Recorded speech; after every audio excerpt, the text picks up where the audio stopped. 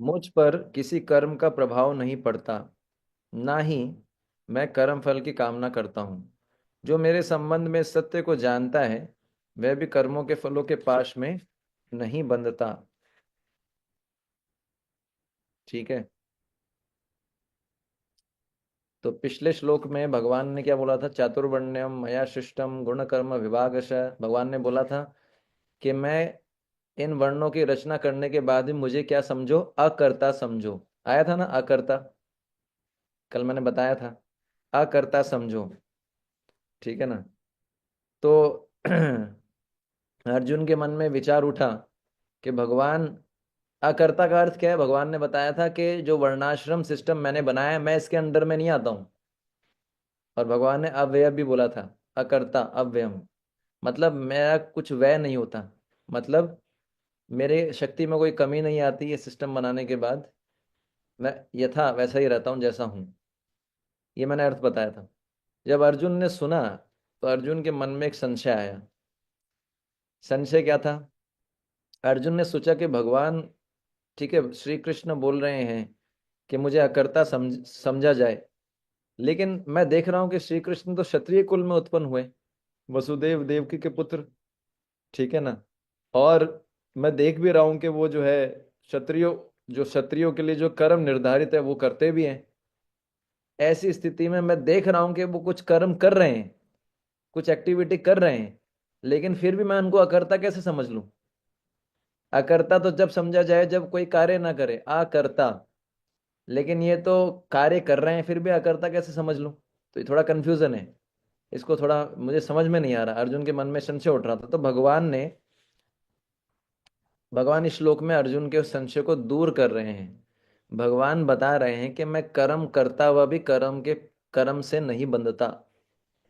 इसका अर्थ क्या है? भगवान कार्य तो कर रहे हैं, कर्म तो कर रहे हैं, लेकिन भगवान को वो कर्म बांधते नहीं हैं। तो पहली शिक्षा क्या है? ना माम कर्माणि लिम्पन्ति, अर्थात मुझे कर्म प्रभावित नहीं करते।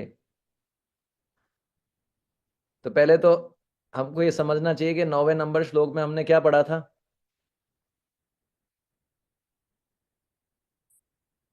कॉपी खोलनी पड़ रही है, किताबें पेज पलटने पड़ रहे हैं, इसका मतलब दाल में कुछ काला है। जन्म कर्म च मे दिव्यम।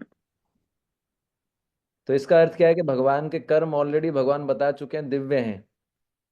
ये ये जो है, इतने भगवान के कर्म इतने हद तक के दिव्य हैं कि उन कर्मों का जो श्रवण करता है, ठीक है ना, और उनका जो कीर्तन करता है। कृष्ण कथा क्या है? भगवान के कर्मों का जो है श्रवण कृष्ण कथा, और उसका प्रचार करना क्या है? कृष्ण कीर्तन। तो जो लोग कृष्ण कथा सुनते हैं, कृष्ण कीर्तन करते हैं, वह भी कर्मों के बंधन से छूट जाते हैं। तव कथा अमृतम तप्त जीवनम। केवल कृष्ण कथा सुनने से व्यक्ति जन्म मृत्यु के चक्र से बाहर निकल सकता है। कृष्ण कथा कहने से। कृष्ण कथा किन्होंने सुनी? उदाहरण परीक्षित महाराज। कृष्ण कथा किन्होंने कही? उदाहरण सुखदेव गोस्वामी। उदाहरण है आपके सामने। तो जब भगवान के बारे में कोई श्रवण करता है, कीर्तन करता है, तो वो भी अपने कर्मों के बंधन से छूट सकता है। तो फिर कृष्ण स्वयं, तो कृष्ण अपने कर्मों से कैसे बंध सकते हैं? सोचने वाली बात है ना। जिसके कर्मों के बारे में सुन के व्यक्ति कर्म के बंधन से मुक्त हो जाता है, वो अपने कर्मों से बंध सकता है। ठीक है। तो भगवान के लिए कोई कर्म बंधन नहीं होता, पहली बात। दूसरा पॉइंट, इसको एक दूसरे दृष्टिकोण से देखा जाए। प्रभुपाद जी बोलते थे हर श्लोक को अलग अलग दृष्टिकोण से देखना चाहिए, प्रत्येक श्लोक को अलग अलग दृष्टिकोण से देखना चाहिए, एनालिसिस करना चाहिए। तो अगर इसका दूसरा दृष्टिकोण देखें, तो बताया गया है कि भगवान के कर्म दिव्य हैं। कर्म दिव्य मतलब इस संसार के तीनों गुणों से परे हैं। समझ में आया ना? तीन गुणों में नहीं आते, यानी उनके कर्मों में कोई दोष नहीं होता। उनके किसी भी कार्य में शास्त्र, साधु और आचार्य की दृष्टि से कोई भी दोष नहीं है। फिर भी अगर मान लो कि उनके कर्म जो है उनमें दोष है, मान लिया जाए, या उन ऐसा मान लीजिए उनके कर्म दिव्य नहीं है, मान लिया जाए उनके कर्मों में दोष है, तो भी ये कर्म भगवान को बांध नहीं सकते। क्यों? क्योंकि भगवान परमेश्वर है, भगवान स्वतंत्र है। जन्मादि यस्य अत अन्वयत इतारस्तश्चार्थेषु अभिज्ञ स्वराट। भगवान का अर्थ ही वो है कि जो सारे नियम बनाते हैं लेकिन वो खुद के नियमों के अंडर में नहीं आते। तो भगवान स्वतंत्र है, उन्होंने नियम बनाए, ठीक है ना, पर वो उसमें जरूरी नहीं कि वो स्वतंत्र हैं। आप समझ रहे हैं? तो भगवान जो है अपने कर्म साइकिल के अंडर में नहीं आते। भगवान ने ही कर्मों का नियम बनाया है, लेकिन भगवान इसके अंडर में नहीं आते, तो भगवान स्वतंत्र हैं। तो प्रभुपाद जी तात्पर्य में लिखते हैं कि आपने संविधान के बारे में सुना होगा, कॉन्स्टिट्यूशन। संविधान में बताया गया है कि राजा दंडनीय नहीं होता, ना ही राज नियमों के अधीन होता है ना। मुझे एक भक्त बता रहे थे आज कि राष्ट्रपति चाहे तो किसी की भी फांसी रोक सकता है ना। तो राष्ट्रपति ने कर दिया ना अपना, बीच में यूज कर दिया ना पावर। तो ऐसे ही राष्ट्रपति के पास स्वतंत्रता है। तो ऐसे ही जो भगवान है वो क्या है, इन नियमों के अधीन नहीं है। भगवान ने नियम बनाए, भगवान भौतिक जगत के कार्यों से प्रभावित नहीं होते। ये समझना चाहिए, भगवान स्वतंत्र हैं। एक दूसरा दृष्टि ये है इसको देखने का। एक दृष्टि क्या है, भगवान के कर्म जन्म दिव्य हैं, उनके बारे में सुन के भक्तों के कर्म बंधन कट जाते हैं, तो भगवान कर्म बंधन में आ सकते हैं? नहीं।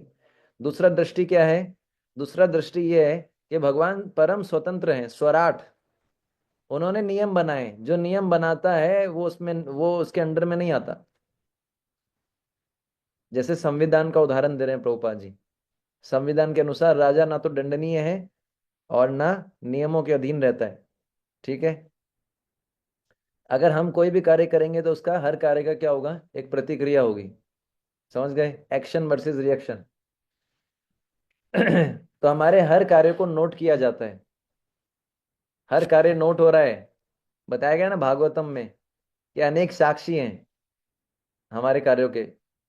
जल साक्षी है, पृथ्वी साक्षी है, अनेक अनेक प्रकार के साक्षी बताए गए। हर चीज हमारी रिकॉर्ड हो रही है, हमको लग रहा है कोई नहीं देख रहा, हम गड़बड़ कर लेते हैं, कोई नहीं देखने वाला, ठीक है ना।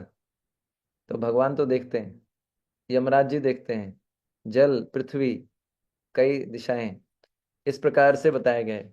तो भगवान बोलते हैं ना, मैं ना माम कर्माणि लिम्पंती, मेरे कर्मों की कोई प्रतिक्रिया नहीं है। हमारे कर्मों की प्रतिक्रिया होती है, लेकिन भगवान बोलते हैं मेरे कर्मों की प्रतिक्रिया नहीं है, ठीक है ना। तो भगवान अर्जुन को क्या बोल रहे, तुम युद्ध करो, है ना, तुमको कोई कर्म फल नहीं लगेगा, तुम शत्रुओं का वध करो, ठीक है ना, कोई प्रतिक्रिया नहीं होगी। तो भगवान दिव्य हैं। समझ में आया आपको? प्रभुपाद जी ने श्लोक पे प्रवचन दिया था 6 अगस्त 1974 को वृंदावन में। प्रभुपाद जी बोलते हैं कि संविधान में क्या लिखा है, राजा के द्वारा कोई गलती नहीं हो सकती। राजा अपराधी को दंड दे सकता है, परंतु राजा कभी अपराधी नहीं होता। सेम चीज जो मैंने आपको पहले बताया। तो कभी कभी इस तरह के प्रश्न पूछे जाते हैं, भगवान ने मेरे साथ ऐसा क्यों किया, भगवान ने मुझे इस परिस्थिति में क्यों डाला, है ना। जैसे अलग अलग परिस्थिति होती है ना, जैसे बांग्लादेश में जो अटैक्स हुए, बांग्लादेश में जो भी घटना हुई, भगवान ने ऐसा क्यों किया, भगवान को ऐसा नहीं करना चाहिए था। ऐसा कई कई बार हम भी बोलते हैं, और कई और भी लोग बोलते हैं। ऐसा बोलना मूर्खता है, ऐसा नहीं बोलना चाहिए। क्योंकि भगवान परम स्वतंत्र हैं, हम उनको रोक नहीं सकते, भगवान जो भी करना चाहेंगे वो करेंगे। अन्यथा भगवान शब्द का अर्थ क्या हुआ, अगर वो हमारे हिसाब से काम करेंगे तो हम भगवान हो गए, फिर वो कैसे भगवान हो गए। हालांकि भगवान अपने भक्तों के वश में आके कार्य करते हैं, लेकिन हम भक्त तो बने पहले, है ना। हम अभी क्या है, मतलब एक भक्त बता रहे थे कि हम अभी क्या है, कम भगत, है ना, कम भगत। अभी हम पूरे भगत नहीं, हम क्या है, कम भगत। इसको कम भगत कैसा, कई बार ऐसे सुनते हैं। तो ये जो है ऐसा नहीं करना चाहिए। हम ऐसा नहीं कह सकते कि भगवान ये करेंगे, भगवान ये नहीं करेंगे, ठीक है ना। तो भगवान जगत के नियमों और कानूनों के अधीन नहीं है ना। जो ये समझ जाए, जो ये समझ जाए कि भगवान इस संसार के नियमों कानूनों के अधीन नहीं है, वही भगवान को पूर्ण रूप से समझ सकता है। उदाहरण के लिए रास नृत्य, ठीक है ना, रास नृत्य, ये सब अब जानते हैं आप, ठीक है ना। अर्धरात्रि के समय भगवान ने क्या किया, रास नृत्य किया। तो कई जो व्रज की युवतियां थी, उनकी वंशी की ध्वनि को सुन के उनके पास आई। अब वैदिक नियम के अनुसार अगर कोई जो है स्त्री किसी दूसरे युवक के पास जाती है तो इसको गलत माना जाता है ना। ये सबको ज्ञात है आपको, वैदिक नियम ये बोलता है, राइट। हालांकि आजकल जो है थोड़ा चलन बढ़ चुका है, आजकल मतलब बदल चुका है। मतलब आप जानते हैं आजकल तो क्या हो रहा है। तो वैदिक शास्त्र के अनुसार क्या है, ये गलत है, ठीक है ना। और उन्होंने रास नृत्य भी किया भगवान के साथ। तो ये तो बिल्कुल ही ऐसे कोई साधारण व्यक्ति, इसलिए तो लोग कंफ्यूज होते हैं। बोले कृष्ण ने 16,108 शादियां की, उससे लोगों को ईर्ष्या होती है। मैंने बताया था ना आपको, ये लोगों के मन में ईर्ष्या है कृष्ण के प्रति। ये 16,108 शादियां कर सकते हैं और हम 5-6 भी क्यों ना करें। अरे भैया वो 16,108 शादियां कर सकते हैं, उनकी कैपेसिटी है, वो भगवान है। प्रभुपाद जी एक लेक्चर में गुस्से में आके बोलते हैं कि why 16,000, why not 16 crore. If Krishna is lusty then he should be infinitely lusty, because he is God. 16,000 क्या, 16 करोड़ भी कम है, ऐसा प्रभुपाद जी बोले। तो इसका मतलब क्या है कि पर ये जो गोपियों का भगवान श्री कृष्ण के साथ जो नृत्य था, ये क्या था, ये सर्वोच्च उपासना बताया गया है कृष्ण की। और ये कौन बोले हैं, ये सन्यासी चैतन्य महाप्रभु ने बोला है, सर्वोच्च उपासना। अब कोई कंफ्यूज हो जाएगा।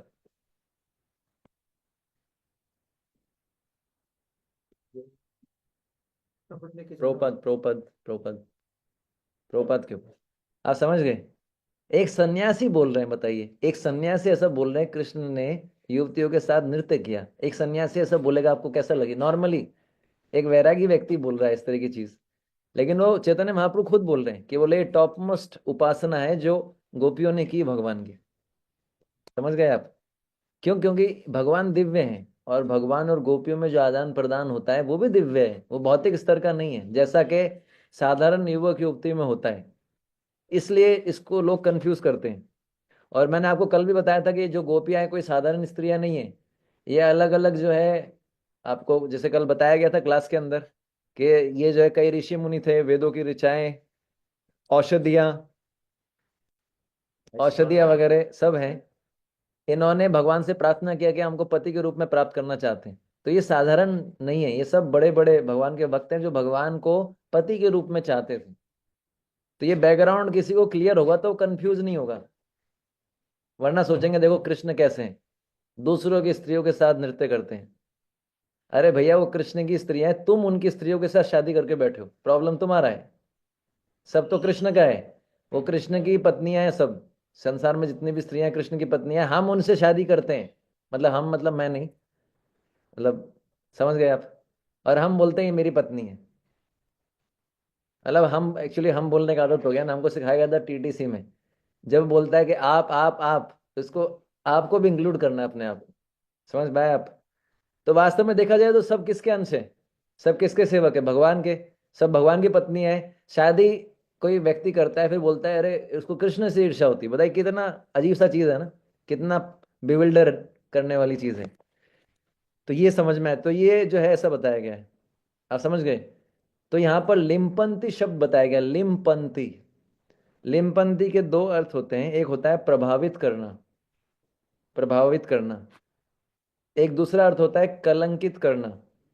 तो भगवान बोल रहे हैं माम कर्माणि लिम्पंती, भगवान ने अभी बताया कि मेरे कर्म मुझे प्रभावित नहीं करते ना। मैं, समझ गए आप, ये मैंने आपको बताया प्रभावित करने वाले अर्थ से अभी तक मैंने आपको समझाया। दूसरा लिम्पंती का अर्थ है कलंकित करना। तो भगवान क्या बोल रहे हैं कि ना माम कर्माणि लिम्पंती, मैं किसी भी प्रकार के कर्म मुझे कलंकित नहीं करते। तो भगवान ने जब गोपियों के साथ, पराई स्त्रियों के साथ रास नृत्य किया, इससे भगवान कलंकित नहीं हुए। ना माम कर्माणि लिम्पंती, ये कलंकित करने वाला कार्य नहीं है भगवान के लिए। इनफैक्ट भगवान का इससे गुणगान होने लगा। भगवान को कलंकित होने की बजाय गुणगान भगवान का होने लगा। और छह गोस्वामी क्या बोलते हैं, अब देखिए, चैतन्य महाप्रभु बोले छह गोस्वामी क्या बोलते हैं, के बारे में क्या बोला गया है, गोपी भाव रसामृतब्धि लहरी, कि जो बड़े बड़े वैरागी गोस्वामी गण हैं वो भी गोपियों के भाव में रहते थे, गोपी भाव में। यानी कृष्ण और गोपियों के बीच में जो लीलाएं होती थी उनका स्मरण करते थे, इतने बड़े बड़े वैरागी। तो इसका मतलब ये जो चीज है कृष्ण को कलंकित नहीं करती। भगवान बोल रहे हैं यदि मैं कोई निंदनीय कार्य भी करूं तो मैं उस निंदनीय कार्य के कारण कलंकित नहीं होऊंगा, बल्कि और अधिक यशस्वी हो जाऊंगा, क्योंकि भगवान दिव्य हैं। समझ में आया? भगवान दिव्य हैं। और इसके बाद यहाँ पर कर्माणि शब्द आए, ना माम कर्माणि लिम्पंती। लिम्पंती का अर्थ मैंने बताया। कर्माणि का अर्थ होता है वह कर्म। कर्माणि का एक अर्थ है कि जो कर्म कृष्ण करते हैं, परंतु कर्माणि का एक और अर्थ होता है वह कर्म जो भगवान के आदेश के अनुसार उनके भक्त करते हैं, चाहे वो शुभ हो चाहे वह अशुभ हो। तो अगर भगवान कृष्ण के आदेश से कोई भक्त शुभ अशुभ कार्य करता है तो वो कर्म जो है, और वो भगवान के आदेश के अनुसार कर रहा है, तो वो कर्म उसको ना बांधेंगे, नहीं बांधेंगे। और अगर कोई जीव, किसी जीव ने अनेक जन्मों तक अशुभ कर्म किए हैं, इस जन्म में भी अशुभ कर्म किए हैं, परंतु अब कृष्ण की शरण में आ चुका है, तो भगवान बोलते हैं कि मेरे शरणागत भक्त को मैं सारे कर्मों से मुक्त कर देता हूं। सर्वधर्मान परित्याज्य माम एकम शरणम व्रज। सुना है आपने श्लोक? ठीक है ना? 18.66। तो जो भगवान के शरणागत हो जाता है उसके भी कर्म भगवान ले लेते हैं। समझ में आया आपको? तो कर्माणि का अर्थ केवल कृष्ण के कर्म ही नहीं, कर्माणि का अर्थ क्या है कि भगवान के आदेश से जो भक्त कर्म करते हैं वो भी क्या है, तो वो भी मुक्त हो जाते हैं। यानी भगवान के आदेश से वो मुक्त हो जाते हैं। ठीक है, आपको समझ में आया है? वो एक और इसको अच्छे उदाहरण से समझ सकते हैं। जैसे आर्मी का उदाहरण है या बॉर्डर सिक्योरिटी फोर्स। कोई व्यक्ति उसमें लड़ाई कर रहा है सरहद पे, बाउंड्री पे, भारतीय सेना की तरफ से लड़ रहा है, और वो मान लीजिए पाकिस्तान से लड़ाई हो रही है, पाकिस्तान के सैनिक को मारता है। तो उसको कौन सा चक्र मिलता है? अलग अलग चक्र है, एक एक चक्र है परमवीर चक्र। और वही व्यक्ति अगर आ जाए वापस देश के अंदर आके, वही व्यक्ति है वही बंदूक से अगर देश के नागरिक को मार दे, तो उसको क्या मिलेगा? फांसी। आप समझ गए? हरे कृष्ण। तो व्यक्ति तो वो एक ही है ना, सरहद पे भी वही लड़ रहा था, देश के अंदर भी उसी ने मारा, बंदूक भी एक ही है, काम भी एक ही किया, पर रिजल्ट अलग अलग क्यों आया?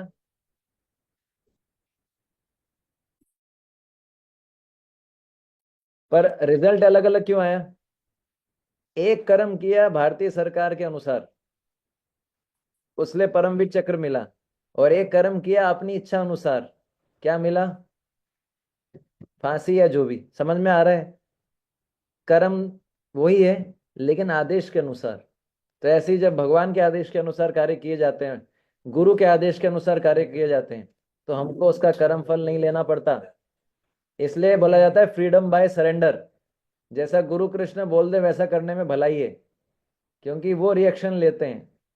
अगर हम किसी को गाइड कर रहे हैं, इसका प्रैक्टिकल एप्लीकेशन, अगर हम किसी को गाइड कर रहे हैं और हमने उसको कुछ बोला, अगर उसने फॉलो किया तो उसका रिएक्शन हमको लेना पड़ेगा। और अगर उसने फॉलो नहीं किया तो उसका रिएक्शन उसको लेना मतलब जो वो करेगा, अगर इंडिपेंडेंट वो कोई भी कार्य करता है, कोई बोलता है हम प्रभु जी आपसे गाइडेंस ले रहे हैं, लेकिन वो अपने मन मर्जी कर रहे हैं, तो उसके लिए हम उत्तरदायी नहीं है। शिष्य तब तक की शिष्य माना जाता है जब गुरु के आदेश का पालन करे। जैसे ही गुरु के आदेश का पालन करना बंद करता है, वो शिष्य नाम का है। ठीक है? तो जब भगवान के, तुमने देखा कि ना तो भगवान के कर्म भगवान को बांधते हैं, ना भगवान के आदेश से जो भक्त कर्म करते हैं, ना उन भक्तों को वो कर्म बांधते हैं, और वो कर्म कृष्ण को भी नहीं बांधते। तो इसको बताया गया नाम आम कर्माणि लिम्पंती।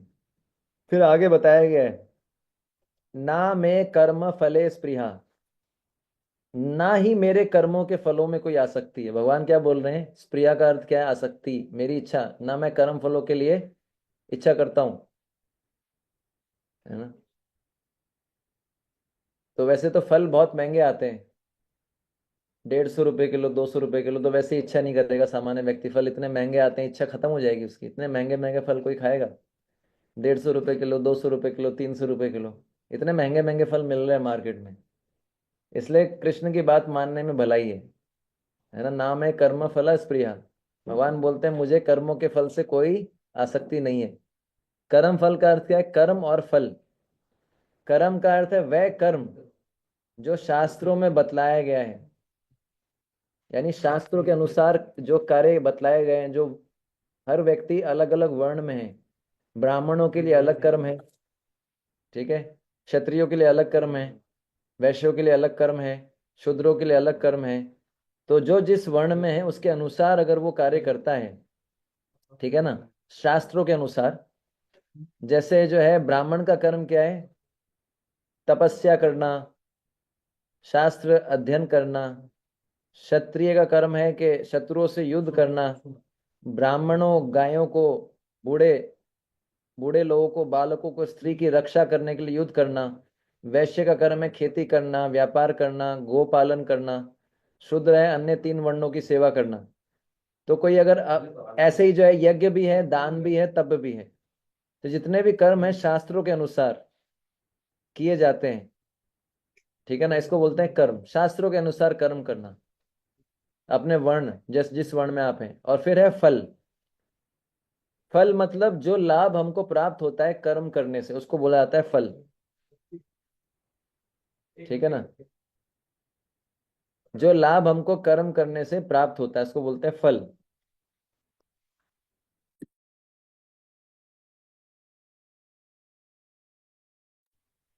फल का अर्थ समझ गए आप? जो लाभ कर्म करने से प्राप्त होता है उसको बोलते हैं फल।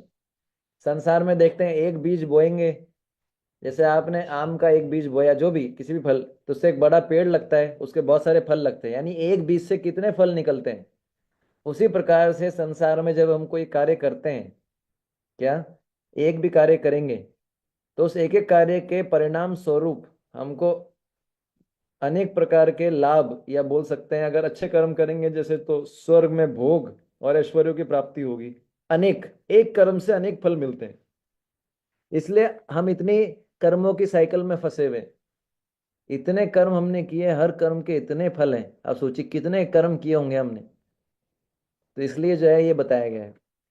तो भगवान क्या बोल रहे हैं, मेरे कर्मों के फलों में कोई आसक्ति नहीं है। तो भगवान अपने वर्ण के अनुसार, भगवान का वर्ण क्या है, भगवान तो दिव्य है, लेकिन मनुष्य लीला करते हैं तो क्षत्रिय, क्योंकि धर्म की रक्षा करनी होती है, तो चंद्रवंश या सूर्य वंश। भगवान कृष्ण चंद्रवंश में आए, तो क्षत्रियोचित कर्म करते हैं, उनसे उसके परिणाम स्वरूप जो है स्वर्ग प्राप्ति होती है, स्वर्ग का सुख प्राप्त होता है। लेकिन कृष्ण को स्वर्ग के सुख में कोई आसक्ति नहीं है। इसलिए प्रभुपाद जी लिख रहे हैं इस श्लोक के तात्पर्य में, इंद्र तृप्ति की उत्तरोत्तर उन्नति के लिए जीवात्मा इस संसार में के कर्म में प्रवृत्त है और मृत्यु के बाद स्वर्ग सुख की कामना करती है। तो भगवान अपने आप में पूर्ण है, इसलिए उनको बोला गया आत्मा राम। पढ़ा है ना आपने, आत्मा राम। भगवान को बाहर से कुछ लेने की आवश्यकता नहीं है अपने आप को पूर्ण बनाने के लिए। भगवान अपने आप में क्या है, पूर्ण है। उनको स्वर्ग का सुख क्या अट्रैक्ट करेगा आपको लगता है? जो अंदर से पूर्ण है उसको बाहर से पूर्णता की आवश्यकता नहीं है। ओम पूर्णमदः पूर्णमिदं पूर्णात् पूर्णमुदच्यते पूर्णस्य पूर्णमादाय, ठीक है ना। तो भगवान को स्वर्ग सुख से कुछ आकर्षण नहीं है। स्वर्ग के देवताओं को भगवान ने नियुक्त किया है। तो भगवान बॉस है, बॉस। और सारे देवता है, क्या है, सर्वेंट, एम्प्लॉयज। तो आपने देखा होगा बॉस का जो स्टैंडर्ड होता है कंपनी के बॉस का, क्या वो एम्प्लॉय जैसा होता है क्या? बॉस की गाड़ी बड़ी होती है, एम्प्लॉय मारुति 800 में आएगा, बॉस आएगा किसमें, ऑडी गाड़ी में आएगा। बॉस की चेयर अलग होती है, एम्प्लॉय की चेयर अलग हो, बॉस का केबिन अलग होता है। तो बॉस का जो सुख लेने का स्तर है वो एम्प्लॉय जैसा नहीं होता। कृष्ण को जो सुख है, ये स्वर्ग का सुख कृष्ण के लिए कुछ भी नहीं है। हाँ समझ गए। भगवान का धाम भी श्रेष्ठ, इतना श्रेष्ठ है गोलोक। अब उस गोलोक धाम में करोड़ों लक्ष्मियां हैं, भगवान की सेवा करने के लिए प्रयास कर रही हैं, और उनको डर लगता है कि कृष्ण हमको जॉब से ना निकाल दे। और उनको भगवान कोई सैलरी नहीं देते, लेकिन उनको डर लगता है। इसलिए शब्द आए हैं, लक्ष्मी सहस्त्र सत्र संभ्रम सेव्यमानम। तो यहाँ पर संभ्रम शब्द आया है।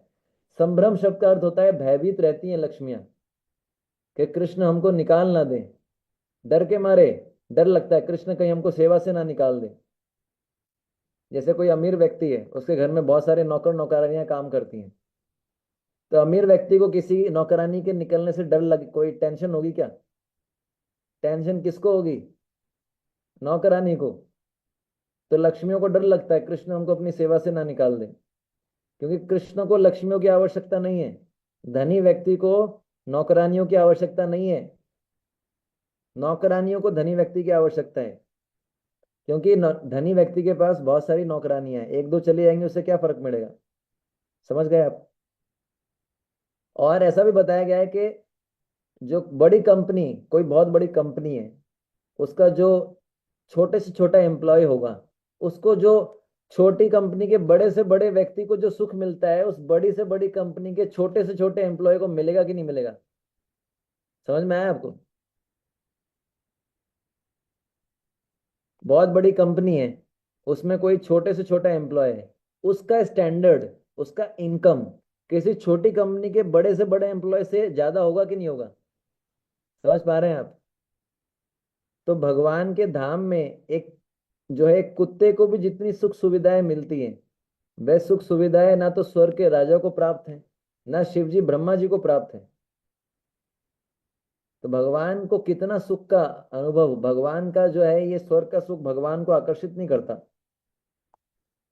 भगवान के भोगों का स्तर इतना उच्च है कि भगवान को इस स्वर्ग का सुख बिल्कुल तुच्छ लगता है, भगवान को नफरत है स्वर्ग के सुख से। क्योंकि गोलोक के सुख की तुलना में ये सुख बहुत तुच्छ है। ठीक है ना? आपको समझ में आ रहा है? और यहां तक ये बताया गया कि भगवान के लिए वैकुंठ का सुख भी क्या है? तुच्छ है। क्यों तुच्छ है? भगवान को वैकुंठ के सुखों में भी आसक्ति नहीं है। हालांकि वैकुंठ में भगवान की सेवा होती है, परमेश्वर के रूप में भगवान को सम्मान दिया जाता है। लेकिन भगवान अपने भक्तों, वहां पर वैकुंठ में जो भगवान का गुणगान होता है, उनकी सेवा पूजा से भगवान इतने प्रसन्न नहीं होते जितने प्रसन्न वे अपने शुद्ध भक्तों के अंडर में रहकर उनके साथ आदान प्रदान करने में रहते हैं।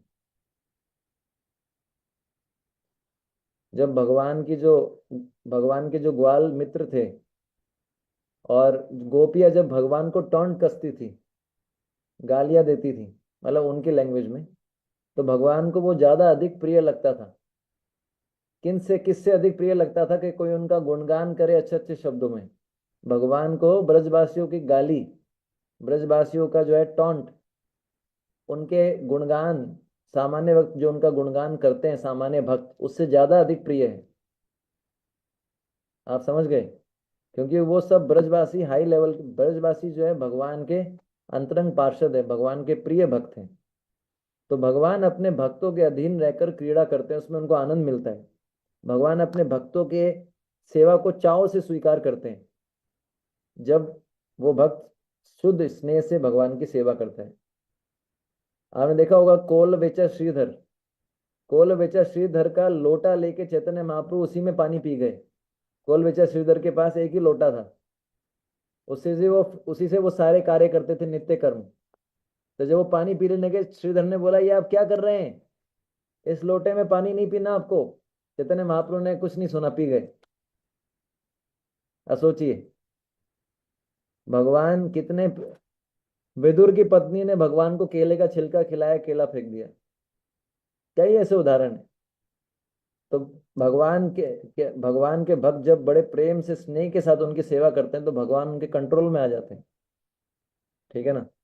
तो भगवान को ये सुख पसंद पसंद करता है, ये सुख आकर्षित करता है, स्वर्ग सुख, वैकुंठ सुख, जहां पर सब उनका गुणगान कर रहे हैं, उनको आनंद नहीं आता। भगवान के जो भक्त होते हैं, जो ग्वाल बाल मित्र हैं, वो भगवान को अपने जैसा मानते हैं। हम्म।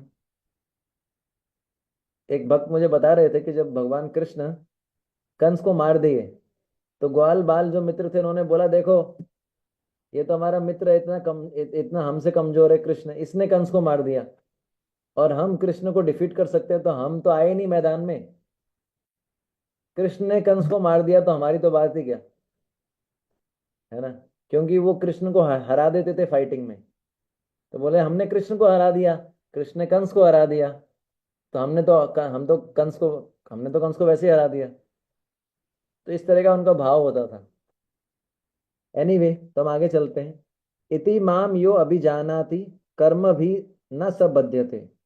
भगवान बोल रहे हैं जो इस प्रकार से मुझे जानता है वह कर्मों से नहीं बंधता। किस प्रकार से जानता है? इस प्रकार से। अब इस प्रकार का अर्थ क्या है, भगवान ने बताया। अभी तक भगवान ने दो बातें बोली है, ना तो मेरे कर्म मुझे बांधते हैं, ना मैं कर्मों के फलों से आसक्त होता हूं।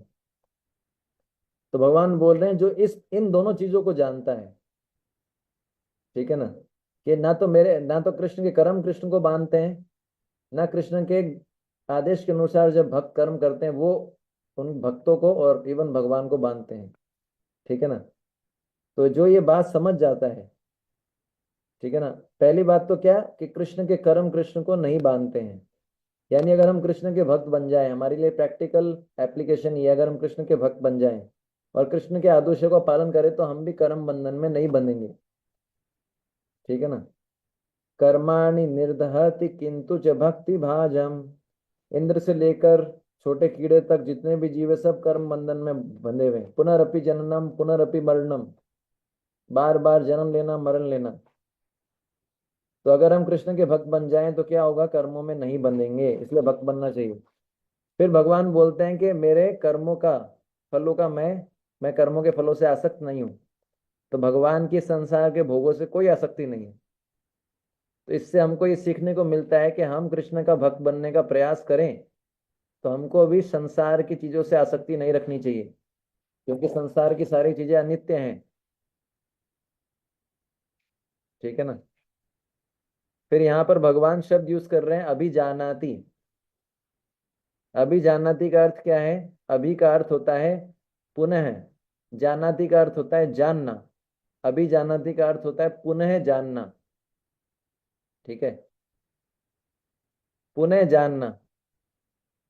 तो इसका अर्थ क्या है कृष्ण, इसका अर्थ ये है कि कृष्ण का ज्ञान या हमारे साथ उनके संबंध का जो शाश्वत ज्ञान है उसे हम अभी भूल चुके हैं। कृष्ण भूलिया जीव भोग वांछा करे, पास में, है ना, माया करके उसको क्या करती है, जब जैसे ही कोई जीव कृष्ण को भूलता है और इंद्र तृप्ति की इच्छा करता है तो पास में जो माया है वो झपटिया धरे उसको पकड़ लेती है। तो हमारी प्रॉब्लम यह है कि हम कृष्ण को भूल गए हैं। कृष्ण के साथ हमारा संबंध है लेकिन हम उसको भूल बैठे हैं, उसी को हमको पुनः जागरण करना है। इसलिए भगवान बोल रहे हैं अभी जानाति। कृष्ण तो वेट कर रहे हैं हमारा। हम अगर भगवान की तरफ एक स्टेप लेंगे भगवान हमारी तरफ 10 स्टेप लेने के लिए तैयार है। हमारा भगवान से नित्य संबंध है। माम एव अंशो जीव लोके जीव भूत सनातना। प्रॉब्लम क्या है कि हम इस संबंध को भूल बैठे हैं। जैसे मान लीजिए आपको पता नहीं हो कि आपके दादाजी जो है प्राइम मिनिस्टर थे पुराने, मान लीजिए आप भूल जाएं इस चीज को, भारत के इससे पहले वाले पूर्व प्रधानमंत्री थे, और आपको एकदम आप किसी प्रॉब्लम में फंसे और आपको एकदम से याद आया, अरे कितना रिलीफ मिलेगा, आप तुरंत उनको फोन करेंगे या उनके जान पहचान से अपना काम निकला लेंगे। समझ पा रहे हैं आप? तो हमको इतना प्राउड होना चाहिए कि हम कृष्ण के सेवक के सेवक के सेवक हैं। इतने बड़े हैं कृष्ण। पर कभी हमको प्राउड आता है? इस पे कभी प्राउड नहीं आएगा। इसको बोलते हैं सच्चा अहंकार। हमको प्राउड किस पे आता है? देखो मैं इतना महान हूँ, देखो मैंने इतने भक्त बनाए, देखो मैं कितना अच्छा जप करता हूँ। इसको बोलते हैं झूठा अहंकार। देखो मैं इतनी डिग्रीज है मेरे पास, देखो मैं इतना महान हूँ, इतना रिच हूँ, इत्यादि। तो अभिजानाति शब्द का यहाँ पर प्रयोग किया गया है कि हमें हमको कृष्ण संकेत दे रहे हैं कि हमें अपनी स्मृति को पुनः जागृत करना है। हमारा कृष्ण के साथ संबंध है, लेकिन इसको जगाना है। कैसे जगेगा ये संबंध? नित्य सिद्ध कृष्ण प्रेम साधु कभी ना आए, श्रवण आदि शुद्ध चित्त करे उदय, भक्तों के संग में श्रवण कीर्तन करके। ठीक है ना? जैसे आप अभी क्या कर रहे हैं, ऐसा पता नहीं मुझे सब श्रवण कर रहे हैं कि नहीं,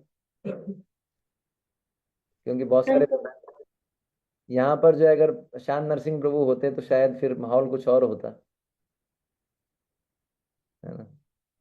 लेकिन मे भी, क्योंकि हमारी जब प्रभु जी क्लास लेते थे तो बहुत स्ट्रिक्ट थे इसमें कि सबको वीडियो ऑन करना कंपलसरी है। हमको तो बहुत डांट पड़ती थी।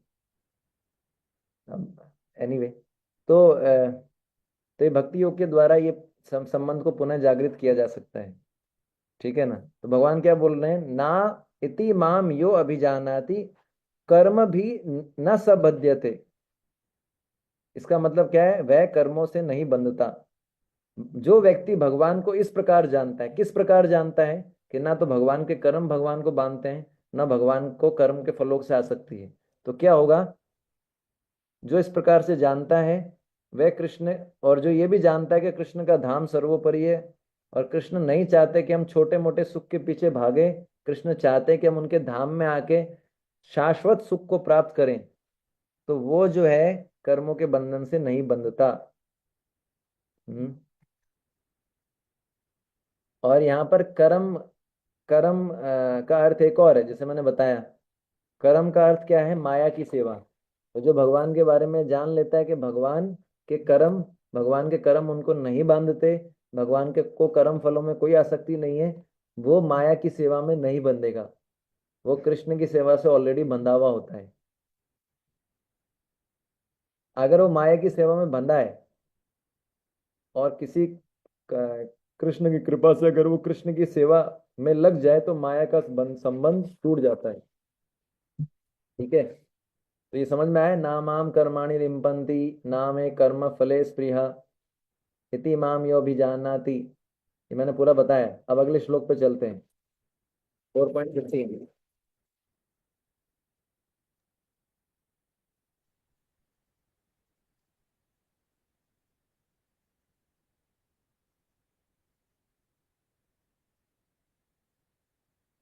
एवं क्या, ये आप लोगों के लिए स्पेशल साउंड इफेक्ट आता है रोज, ताकि आप लोग सोए नहीं। ठीक है ना? एवं ज्ञात्वा कृतं कर्म एवं ज्ञात्वा कृतं कर्म मुमुक्षुभिः पूर्वैरपि कर्मैव तस्मात् त्वं कुरु कर्म कर्मेव तस्मात् त्वं वै पूर्वतरं कृतं। तं पूर्वतरं कृतं। पूर्वतरं कृतम्। वैसे मैं जो है इतनी सीरियस क्लास नहीं देता हूँ, लेकिन प्रॉब्लम क्या है कि ये भक्ति शास्त्री का प्लेटफॉर्म है, उसमें क्या मुझे सीरियस रहना पड़ता है।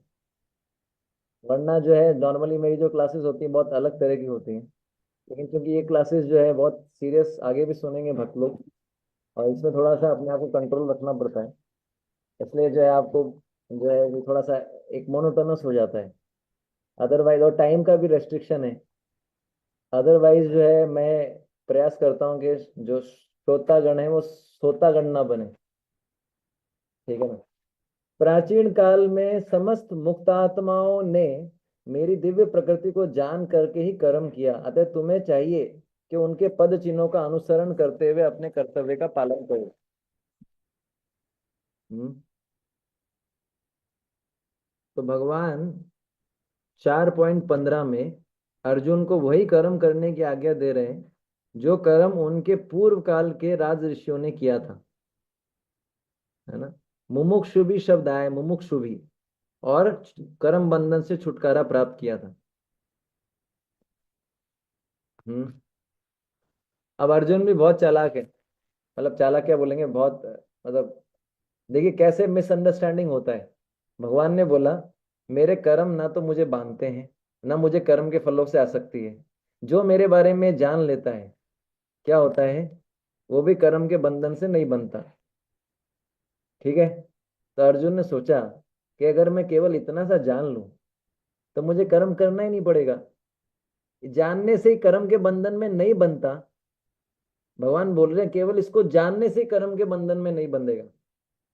समझ में आया आपको? भगवान ने पिछले श्लोक में क्या बोला? जो मेरे बारे में इस विषय को जान लेते हैं, किसको? कि मैं कर्म के बंधन से नहीं बनता, दूसरा मुझे कर्मों के फलों से कोई आसक्ति नहीं है। तो इसको जो जानता है वह क्या होता है? भगवान ने बोला था पिछले श्लोक में, वह क्या होता है? कर्म के पाश में नहीं बनता, ये भगवान ने बताया था। तो अर्जुन के मन में विचार आया कि अगर केवल मैं इतना सा जान लूं, केवल मैं जान लूं, जानने से ही क्या होगा? मेरे को कर्म के बंधन में फंसने की जरूरत नहीं पड़ेगी। तो कर्म करने की जरूरत क्या है? जानने से ही अगर मैं कर्म के बंधन में ना फंसूं तो कर्म तो करने की जरूरत ही नहीं है। और मैं तो यही चाहता था कि मुझे युद्ध ना करना पड़े। भगवान कृष्ण ने मुझे लाइसेंस दे दिया, केवल तुम जान लो और तुम कर्म बंधन में नहीं फंसोगे। अर्जुन ने बोला बस बढ़िया, मैं तो चाहता ही नहीं था युद्ध करना। जैसे एक बार एक डॉक्टर थे, जो लिवर के डॉक्टर थे, उन्होंने क्या किया, एक सभा में गए और उसको डेमोस्ट्रेट करना था कि भाई शराब पीने से कितना नुकसान होता है। उस सभा में ज्यादातर शराबी थे। तो उन्होंने जो है दो बीकर रखे। बीकर मतलब समझ गए, बोल सकते हैं दो जार, ट्रांसपेरेंट जार। एक जार के अंदर शराब थी, एक जार के अंदर पानी था। उन्होंने क्या किया, कुछ केचुए पकड़े और दोनों जार के अंदर डाले। तो जो शराब के जार के अंदर केचुए डाले वो थोड़ी देर तैरे और फिर डूब गए, और जो पानी के अंदर जो केचुए थे वो तैरते रहे। अब डॉक्टर साहब ने पूछा, बचाओ, अपने ऑडियंस से पूछा, बताइए आप इससे क्या समझे? ठीक है। तो ज्यादातर लोग, ऑडियंस कौन थी? जो पीने वाले लोग थे। उन्होंने क्या बोला पता है आपको? उन्होंने बोला इससे हम ये समझे कि शराब पीने से पेट के कीड़े मर जाते हैं, इसलिए शराब पीना अच्छा है। ऐसे ही जब भगवान ने बोला, क्या बोला, कि भाई केवल ये जानने से तुमको कर्म बंधन नहीं लगेगा, ये तो मैं जान लिया, ये तो मैं जान लूंगा। तो बस जानने से काम हो रहा है, तो युद्ध क्यों करें? युद्ध करने में तो सारा प्रॉब्लम आ रहा है। युद्ध करवाने के लिए तो गीता बोली गई अर्जुन को कि तुम अपना कर्तव्य करो। उसी के लिए तो भगवान गीता बोल रहे हैं। अर्जुन ने बोला तो बहुत अच्छा है। तो अर्जुन को लाइसेंस मिल गया। अच्छा है, मुझे जो है अपने कुल की हत्या नहीं करनी पड़ेगी। तो भगवान समझ गए कि ये जो है थोड़ा स्मार्ट है। ठीक है ना? तो भगवान समझा रहे हैं अर्जुन, पूर्व काल में श्रेष्ठ राजाओं ने भी कर्म के बंधन से छूटने के लिए कर्म किया था। मेरे कहने का यह अर्थ नहीं कि तुमको कर्म नहीं करना है ना। ऐसा नहीं कि लाइसेंस मिल गया तुमको कि भाई अब कर्म करने क्या, युद्ध करने की जरूरत ही क्या, मैं तो जान लूंगा, जानने से कर्म के बंधन से छूट जाऊंगा। इसको समझना है। तो भगवान बोल रहे हैं कि तुम्हारे से पहले जो राजऋषि हुए उन्होंने भी कर्म किया है, कर्म करते हुए भी कर्म के बंधन में नहीं फंसे। तो तुमको भी ऐसा ही करना है। कर्म तो करना है, पर कर्म के बंधन में नहीं फंसना। ठीक है ना? तो यहाँ पर भगवान बोल रहे हैं मुझे जानने का अर्थ क्या है, मेरे बारे में सत्य जानने का अर्थ ये नहीं कि अपनी इच्छा के अनुसार कर्म करो या ना करो। मुझे जानने का अर्थ है कि मेरे को प्रसन्न करने के लिए कर्म किया जाए, और मुझे अभी प्रसन्न कर रहा है ये युद्ध करना, इसलिए तुम युद्ध करो। समझ में आ रहा है? तो पहला क्या है, एवं ज्ञातवा कृतम कर्म पूर्व ही अपि मुमुक्षुभि। तो एवं ज्ञातवा का अर्थ क्या है? इस प्रकार जानकर। तो हिंदी भाषा में आप देखते हैं एवं या इस प्रकार, संस्कृत में एवं या हिंदी में इस प्रकार, ये शब्द तब काम में लिए जाते हैं जब इस जो अभी बात कही जा रही है एवं ज्ञातवा के बाद वो इससे पहले वाले श्लोक से संबंधित हो, तब ये शब्द आता है। इस प्रकार जब भी यूज होता है, इसका मतलब इस प्रकार के बाद जो बात बोली गई है वो उससे पहले बोली गई बात से संबंधित है। इस प्रकार। तो क्या है एवं ज्ञातवा, उसके बाद क्या, कृतम कर्म पूर्व अपि मुमुक्षुभि। तो पिछले श्लोक में क्या बताया गया था? भगवान ने बोला कि मेरे कर्म मुझे नहीं बांधते हैं, मैं कर्मों के फलों से आसक्त नहीं हूं, जो मेरे बारे में इसको जान जाता है वह भी कर्मों के पाश में नहीं पड़ता। इस प्रकार अब आगे बोल रहे हैं, ठीक है ना। पिछले श्लोक में भगवान ने इति शब्द का भी प्रयोग किया था, केवल इतना ही, इसलिए अर्जुन कंफ्यूज हो गए। पिछले श्लोक में भगवान ने इति शब्द बोला था, इति शब्द बोला था कि नहीं बोला था? इति माम, इति माम यो अभिजानाति। इति शब्द का अर्थ होता है केवल इतना ही। तो भगवान का कहने का अर्थ था कि जो व्यक्ति कर्म के बंधन से छूटना चाहता है, यदि वह कृष्ण के विषय में केवल केवल इतना ही जान ले। इति का अर्थ क्या है? केवल इतना। भगवान क्या कहते हैं कि केवल कोई इतना जान ले तो वह कर्म बंधन में नहीं फंसेगा। तो इतना जानने का अर्थ ये नहीं कि कर्म ही ना किया जाए, जिसको अर्जुन ने समझा। समझ पा रहे हैं आप?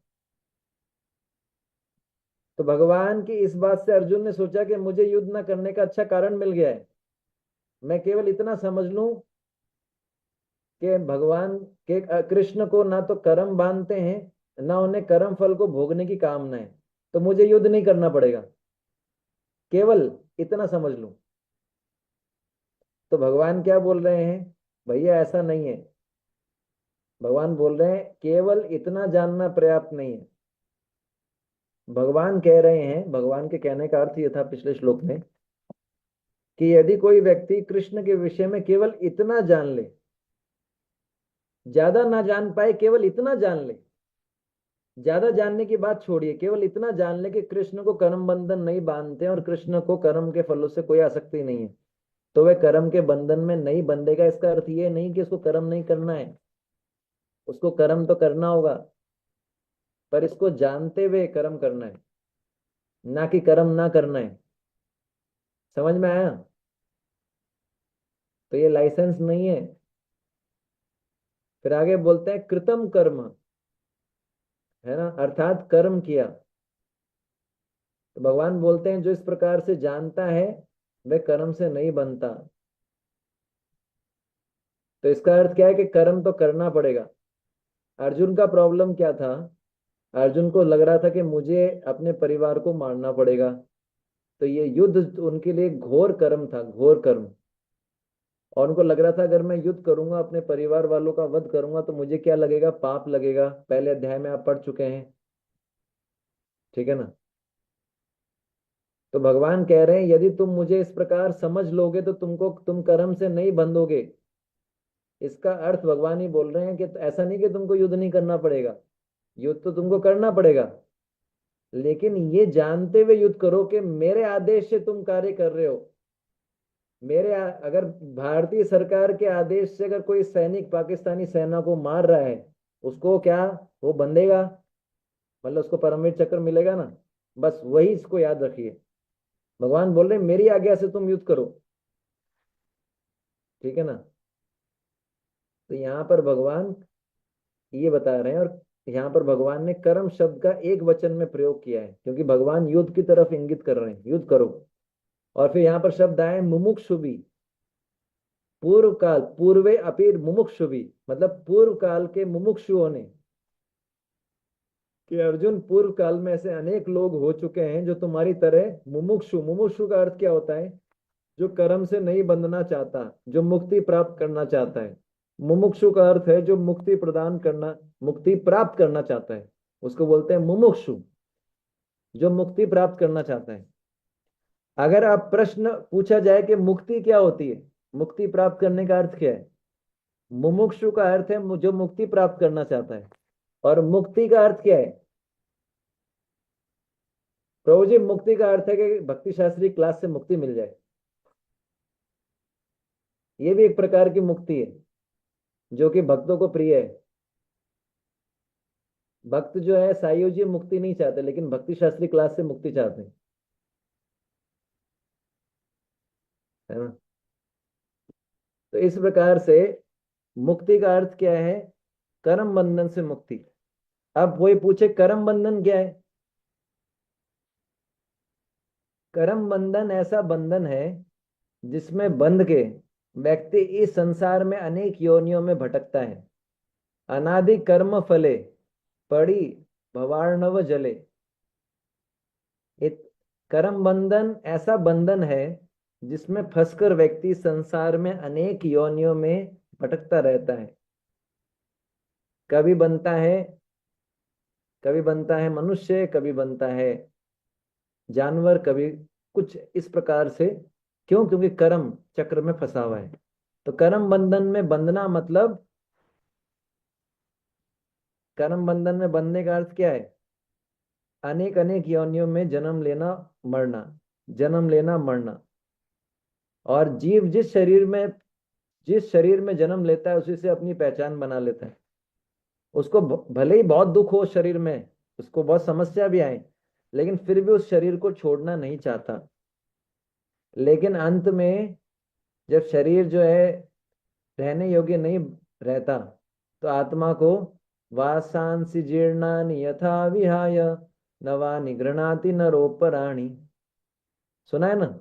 जब कपड़े पुराने हो जाते हैं, फट जाते हैं, तो हम उसको उतार के फेंक देते हैं और नए पहन लेते हैं। उसी प्रकार से जब शरीर रहने योग्य नहीं होता तो क्या होता है?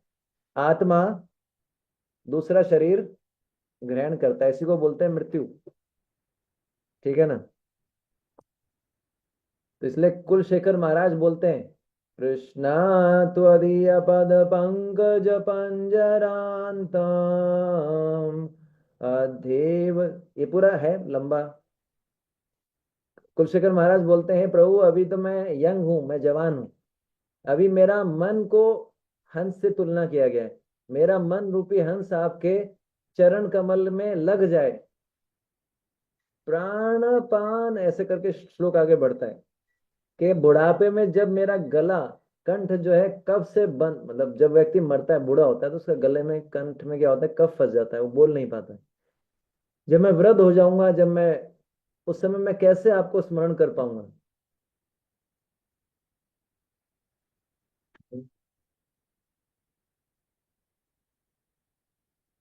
बहुत अच्छी प्रार्थना है।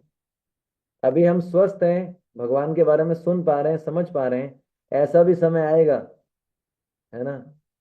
मैं बुढ़ा बुढ़ापा इतना खतरनाक होता है, आपको मैं क्या बताऊं। और मृत्यु तो आप जानते ही हैं। अच्छे खासे साधकों की ऐसी हालत होती है बुढ़ापे में। सोचिए, बैठने में प्रॉब्लम होगी, सोचिए खड़े होने में प्रॉब्लम होगी, डाइजेशन नहीं होगा, आंखों से दिखेगा नहीं, बोल नहीं पाएंगे कफ के कारण, सुन नहीं पाएगा। क्या होगा सोचिए। अभी हरे कृष्णा करने में इतना आनंद आता है ना? हरे कृष्णा करने में आनंद आता है सबको? पक्का? अच्छा। तो आपका जो है वो वीडियो रिकॉर्ड करके देखना पड़ेगा चैंटिंग का, कैसा आनंद लेते हैं आप। तमोगुणी आनंद लेते हैं, रजोगुणी आनंद लेते हैं, या सतोगुणी आनंद लेते हैं? तो अभी हम हमारा जब आप देख सकते हैं कैसा होता है। तो जब बूढ़े हो जाएंगे तो क्या होगा सोचिए। तो इसलिए बताया गया है कि वृद्धावस्था के कारण उसका रूप बिगड़ जाता है, शरीर रोगी हो जाता है, अग्नि मंद पड़ जाती है, भोजन कम हो जाता है, मेहनत भी कम कर पाता है। ठीक है ना? तो इसका अर्थ क्या है कि अनेक अनेक योनियों में व्यक्ति जन्म लेता है, फिर मर जाता है, फिर जन्म लेता है, फिर मर जाता है। ठीक है ना? और अगर उस व्यक्ति ने अनेक अनेक योनियों में उसने इंद्र तृप्ति के लिए कार्य किए हैं, तो फिर मरते समय उसके पास कौन लेने के लिए आते हैं?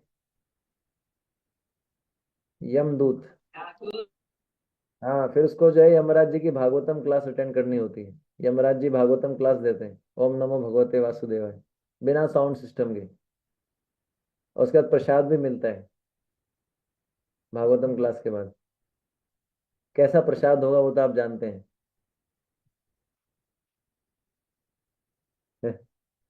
ठीक है ना? तो इस प्रकार से वे जो यमदूत होते हैं, वो उसको फिर एक दूसरे शरीर में डालते हैं, उसको दंड मिलता है। इस प्रकार से बताया गया है। अलग अलग जन्म मृत्यु, जन्म मृत्यु, जन्म मृत्यु, इस चक्र में इसको बोलते हैं मुमुक्षु, मतलब जो मुक्ति प्राप्त करता है। मुक्ति मतलब किससे? कर्म बंधन से। कर्म बंधन क्या है? अलग अलग शरीरों में पड़ना, कर्मों के फलों को भोगने के लिए। और कपिल भगवान श्रीमद् भागवतम के तीसरे स्कंद के 31वें अध्याय में बताते हैं कि जिस समय जीव अपने कर्मों से बंधा हुआ किसी माता के गर्भ में आता है, वो अनेक उस जो है असीम यातना भोगता है, उस समय उसकी स्थिति मुमुक्षु के अनुसार होती है। बड़ी इंटरेस्टिंग प्रार्थना है। Third canto Bhagavatam 31st chapter. जब कोई छोटा बालक गर्भ में होता है, बच्चा, तो उस समय उसको कष्ट होता है, बहुत कष्ट होता है। और उस समय जो उसकी स्थिति होती है मुमुक्षु के समान होती है। और वह उस गर्भ से छूटने के लिए भगवान कृष्ण से प्रार्थना करता है। लगता नहीं है ना कभी हमने प्रार्थना की होगी? अभी तो एकदम बढ़िया। अभी तो इतना अब लग ही नहीं रहा कि कोई प्रॉब्लम है। लेकिन ये बताया गया भागवतम में, जब गर्भ 7वें महीने में होता है, उस समय जो है उसकी स्थिति ये होती है कि बार बार वायु से हिलता रहता है, एक स्थान पे नहीं रह पाता। और उस समय भगवान से हाथ जोड़ के प्रार्थना करता है। क्या बोलता है पता है? जो गर्भ में बालक होता है वो क्या बोलता है भगवान से? बोलता है, मैं बड़ा नीच हूं, मैं बड़ा अधम हूं। हे प्रभु, आपने जो मुझे इस प्रकार की गति दी है, मेरे कर्मों के अनुसार ही दी है, मेरे योग्य ही है वो। मैं आपके चरणों की शरण लेता हूँ। ठीक है ना? और फिर वो बोलता है, बोले ऐसी स्थिति में मैं क्या कर सकता हूँ? आप बड़े दयालु हैं। अब ऐसी स्थिति में तो मैं क्या कर सकता हूँ? मैं आपको क्या उपहार दे सकता हूँ? केवल हाथ ही जोड़ सकता हूँ। बोले मेरे कर्मों के फलों के अनुसार ही मुझे ये गति प्राप्त हुई है। तो इस प्रकार से शिशु प्रार्थना करता है। उसको बहुत कष्ट होता है गर्भ में, तभी तो गर्भ से बच्चा रोते हुए निकलता है, क्योंकि उसको गर्भ के अंदर बहुत कष्ट होता है। तो वो कष्ट इतना ज्यादा होता है कि हम अभी की स्थिति में टॉलरेट नहीं कर सकते, इतना कष्ट होता है। और भगवान से प्रार्थना करता है कि मुझे निकालो, मैं आपका भजन करूंगा। भजी लो, वो है ना, जीव जागो जीव जागो, गोरा चांद बोले। हम्म।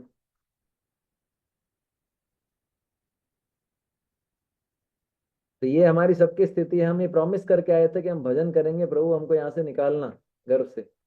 और जैसे ही वो आता है, भूलिया रोहिले तुम्ही, अब विद्यारंभ हो रे। जैसे ही गर्भ से बाहर आते हैं, हैप्पी बर्थडे टू यू। फिर पापा, नाना, पहले ही नाना था तो स्टार्टिंग से ही दूर रहता, नाना, नो नो, है ना? फिर बताया गया तुम्हारे पापा है, ये तुम्हारी माँ है, देखो ये तुमसे कितना प्रेम करते हैं। फिर वो जो है, बोलिया रोहिले तुम्ही संसार भीतर है ना? और संसार के भीतर आता है, बोला भजन करूंगा, लेकिन भूल जाता है कितना कष्ट हुआ था। तो ऐसा बताया गया है कि जो जैसा उस बच्चे की गर्भ में जो बच्चा होता है, शिशु होता है, साथ, जो मैंने आपको प्रार्थना बताई, अगर वैसी कॉन्शियसनेस अगर हम अपनी रख सकें अभी, तो हम भी मुमुक्षु की श्रेणी में आ जाएंगे। यानी उस समय इतना जीव इतना विनम्र बन जाता है, उसको इतना कष्ट होता है, उसको मुमुक्षु बताया गया है। और ऐसी कॉन्शियसनेस हम अभी रख लें, हम डरें, हम सीरियस रहेंगे कृष्णा कॉन्शियसनेस में। चाणक्य पंडित बोलते हैं, जिसको भक्ति में आगे बढ़ना है, आध्यात्मिक मार्ग में, उसको हमेशा मृत्यु को ध्यान रखना चाहिए, वरना जो है हम कभी सीरियस नहीं हो पाएंगे। जैसे अगर ये भक्ति शास्त्री का एग्जाम ना हो और क्लासेस भी ना हो, मान लीजिए, तो आपको लगता है आपका भक्ति शास्त्री कभी कंप्लीट होगा? कभी नहीं होगा। एग्जाम कंपलसरी, एग्जाम होगा तो ही तो प्रेशर आएगा, डर आएगा, फिर तो तैयारी होगी।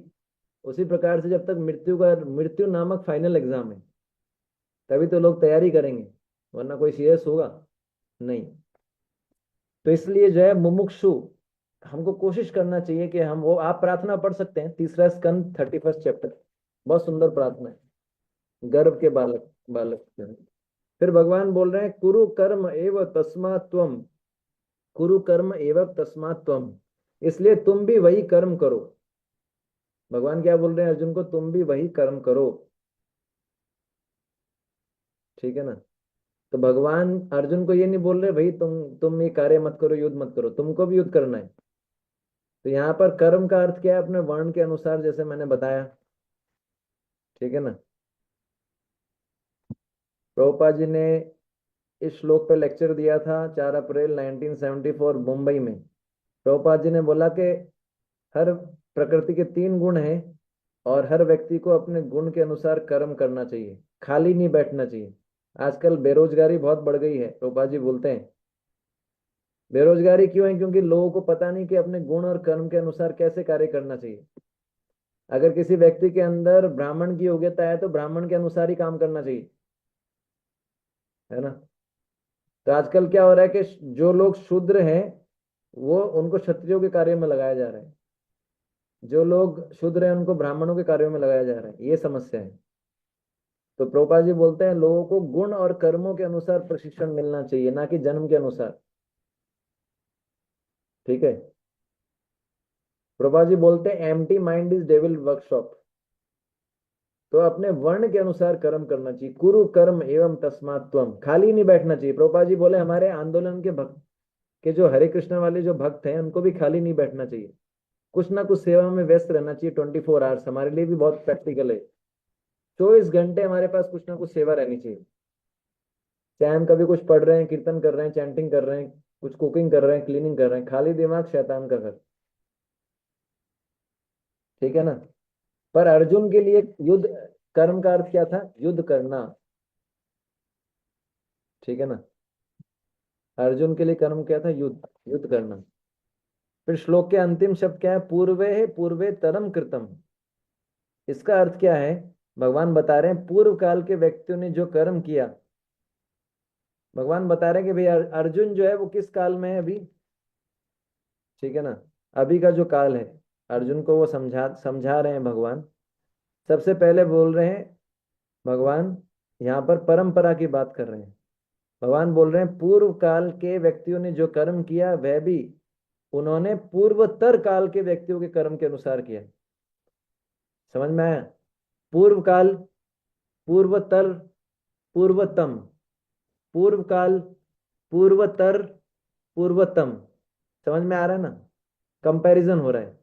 तो अर्जुन को बोल रहे हैं भगवान कि पूर्व काल के व्यक्तियों ने जो कर्म किया था, पूर्व काल मतलब इससे जस्ट पहले वाला, अर्जुन से जो पहले, उन्होंने जो कर्म किया था वो उनसे पहले वालों के अनुसार किया था, और उनके पहले वालों ने जो किया था वो उनके पहले वालों के अनुसार किया था। इसका मतलब एक परंपरा की बात हो रही है। इसलिए तुम भी वैसे ही कर्म करो जैसे पूर्व काल के व्यक्तियों ने किया था। तो यहां पर हम देखते हैं पूर्वतम काल के व्यक्ति कौन है, व्यक्तित्व कौन है? भगवान कृष्ण। उन्होंने विवस्वान को उपदेश दिया। फिर पूर्वोत्तर काल के कौन है? विवस्वान, मनु, इक्ष्वाकु, उन्होंने भी युद्ध किया। और पूर्वोत्तर हो गया। और पूर्व काल के व्यक्ति कौन थे? जनक महाराज। भगवान ने उदाहरण दिया था पिछले अध्याय में। जनक, 3rd चैप्टर में आया था जनक, जनक राजा। तो ये हो गया पूर्वतम, पूर्वोत्तर और पूर्व काल। सब ने युद्ध किया। जनक महाराज ने भी युद्ध किया, इक्ष्वाकु इन्होंने भी युद्ध किया, विवस्वान, मनु। तो भगवान बोल रहे अर्जुन तुम भी युद्ध करो, है ना। भगवान बोल रहे हैं कोई नया कर्म नहीं है जिसे तुम कर्म बंधन से छूटने के लिए कर रहे हो। तुम्हारे से पहले भी कई राजाओं ने ये कर्म किया है और वो भी कर्म बंधन से छूटे हैं। तो भगवान ने शिक्षा कितने स्टार्टिंग में दी थी? तो प्रभुपाद जी तात्पर्य में बता रहे हैं क्या? प्रभुपाद जी बता रहे हैं कि अर्जुन को सलाह दी जा रही है कि भगवान के अन्य पूर्व शिष्यों यथा सूर्यदेव, विवस्वान के पद चिन्हों का अनुसरण करते हुए कृष्ण भावनामृत में कार्य करें। ठीक है। प्रभुपाद जी ने श्लोक पे जो प्रवचन दिया था उसमें बोलते हैं हमको कुछ नया नहीं खोजना है। हमको क्या करना है? केवल पूर्ववर्ती आचार्यों को पालन करना है, कोई अलग से कुछ नहीं करना। हम जो हमारे प्रीवियस आचार्य हैं, इनफैक्ट हमको तो जो हमारे वर्तमान आचार्य जिन्होंने जो बता रहे हैं उनको बस फॉलो कर लें, बॉस, दैट्स ऑल। अपना कुछ इन्वेंशन नहीं करना है। Follow as it is, Bhagavad Gita as it is. ठीक है। तब अगले वाले श्लोक पे चलते हैं, 16।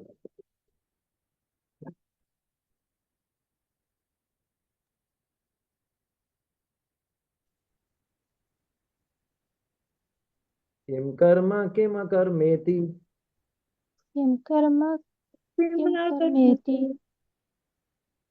कवयो अपि अत्र मोहिता कवयो अपि कवयो अत्र अपि मोहिता मोहिता मोहिता ते कर्म वक्ष्यामि तत्ते तत्ते कर्म कर्म प्रवक्ष्यामि प्रवक्ष्यामि प्रवक्ष्यामि यज्ञात्वा मोक्षसे अशुभात् यत् ज्ञात्वा यज्ञात्वा मोक्षयसे मोक्षे अशुभात्।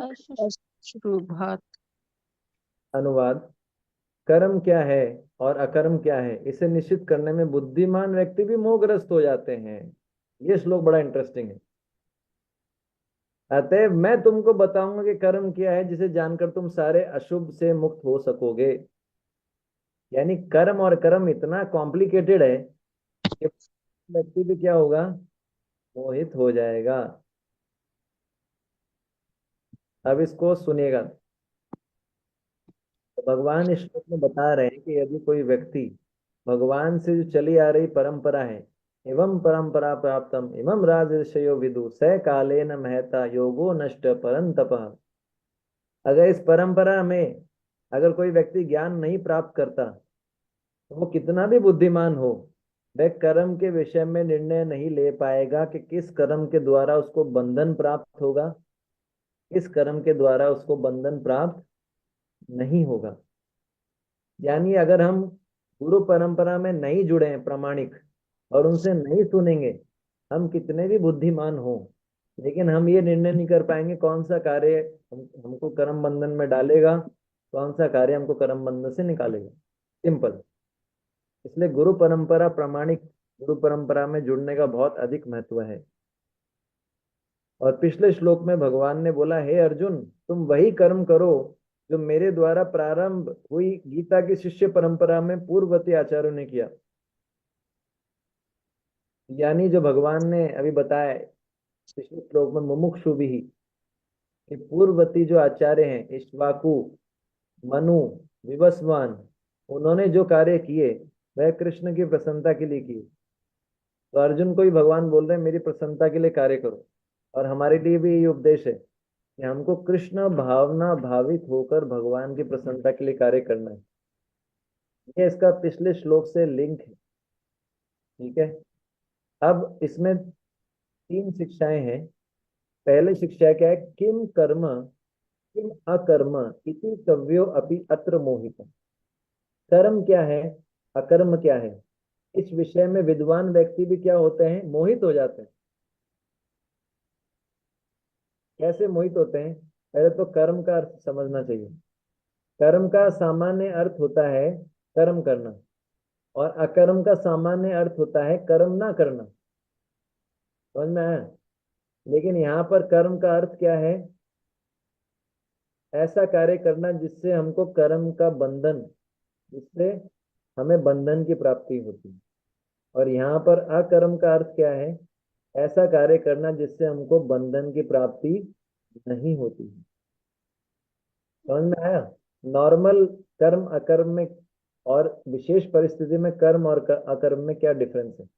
यहाँ पर कर्म और अकर्म का अर्थ क्या है? कर्म मतलब ऐसे कार्य जिनसे बंधन की प्राप्ति हो, अकर्म मतलब ऐसे कार्य जिनसे बंधन की प्राप्ति ना हो। ठीक है। मनुष्य जीवन का सबसे बड़ा लाभ यही है कि ऐसे कार्य किए जाएं जिनसे बंधन की प्राप्ति नहीं हो। अगर आपने भगवत गीता का इंट्रोडक्शन पढ़ा होगा तो उसमें भगवान बताते हैं गीता के 5 विषय हैं। कौन कौन से? जीव जीव परमात्मा, प्रकृति, काल और एक और मैं भूल रही कर्म हूँ। कर्म कर्म। इसमें से प्रभुपाद जी लिखते भी है कि कर्म जो है वो शाश्वत नहीं है। तो भगवत गीता हमको ये सिखाता है कि कैसे कर्म किया जाए। अगर हम ठीक प्रकार से कर्म करना सीख जाए तो जन्म मृत्यु के चक्र से या कर्म के बंधन से बाहर निकल सकते हैं। यही भगवत गीता समझाता है। ठीक है। तो कर्म क्या है, अकर्म क्या है, इस विषय में विद्वान तथा बुद्धिमान पुरुष भी मोहग्रस्त हो जाते हैं। तो भगवान कहना चाहते हैं यदि आप मुझसे प्राप्त गुरु परंपरा के अनुसार कर्म नहीं करते, आप कितने भी बुद्धिमान हो, कितना भी दिमाग लगा लो, नहीं ये कर्म करने से मेरे लिए अच्छा रहेगा, आप अवश्य गलती करेंगे, मोहित हो जाएंगे, है ना। तो जो कृष्ण भावना भावित है उनके लिए विषय बहुत सरल है, पर जो कृष्ण भावना भावित नहीं है उनके लिए कर्म का विषय बहुत जटिल है। ठीक है ना। तो जो कर्म कृष्ण भावना भावना अमृत में किया जाता है वह अकर्म है, उसमें कोई बंधन नहीं लगता। जैसे सैनिक बॉर्डर पे खड़ा होकर पाकिस्तान वालों को मार रहा है, इंडियन सैनिक, इसमें कर्म का बंधन उसको लगा क्या?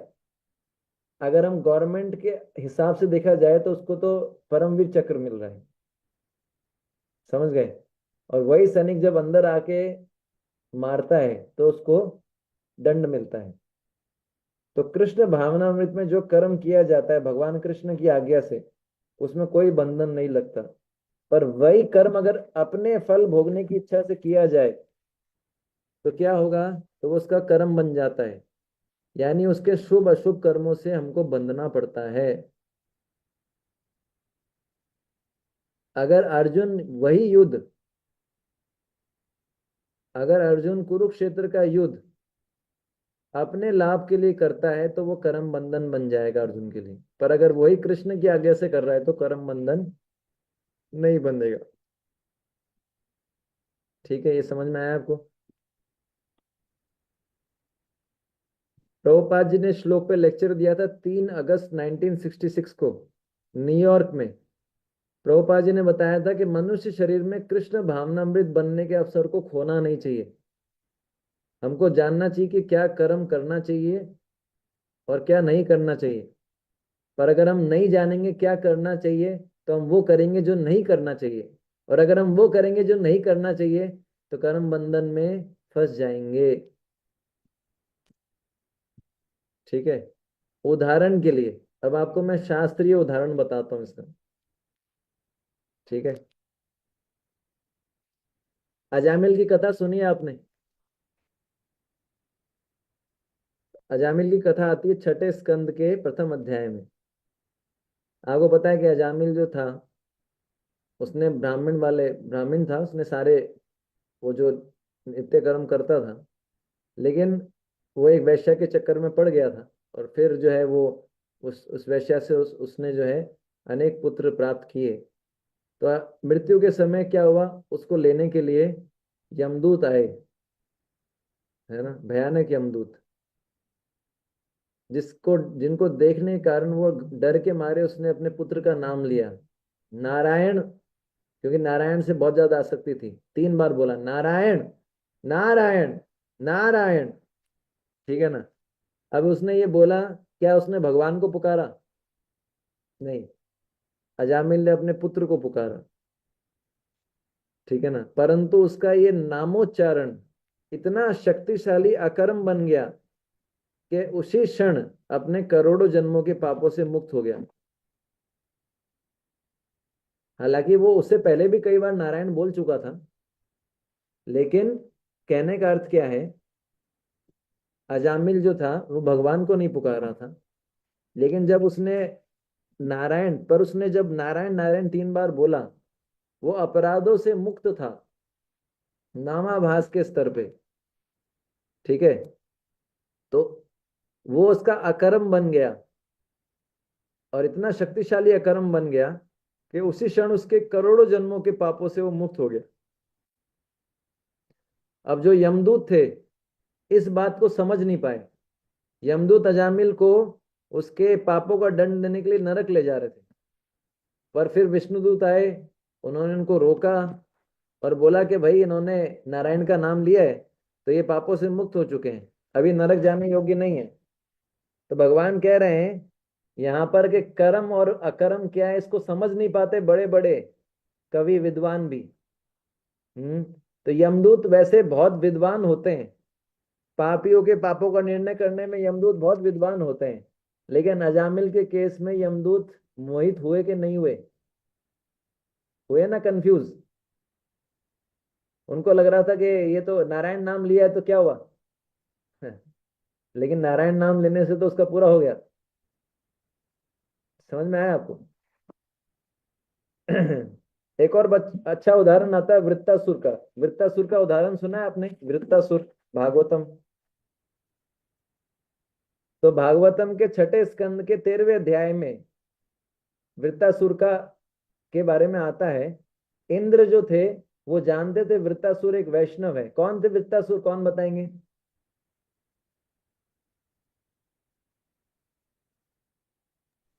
हरे कृष्णा प्रभु जी, वही थे जब इन्होंने माता पार्वती और शिव जी को देखा था, तब ये राजा थे कोई। हाँ मुझे नाम याद नहीं आ रहा राजा का, पर ये राजा थे और इन्होंने जब ये ट्रैवल कर रहे थे तो इन्होंने माता पार्वती को शिव जी की गोदी में देखा था और वो हंस दिए थे थोड़ा, तो माता ने उनको श्राप दिया था शायद। हाँ, उनका नाम था चित्रकेतु। जी जी जी। ठीक है। तो जो चित्रकेतु थे ये वृत्तासुर बने। तो इंद्र को पता था वृत्तासुर एक वैष्णव है और ब्राह्मण के सर्वोच्च धरातल पे है। ठीक है ना? तो ये जानने के कारण वे वृत्तासुर का वध नहीं करना चाहते थे। वे जानते थे ब्राह्मण हत्या का मुझे पाप लगेगा। पर जो ऋषि मुनि थे उन्होंने इंद्र से कहा, इंद्र तुम डरो मत।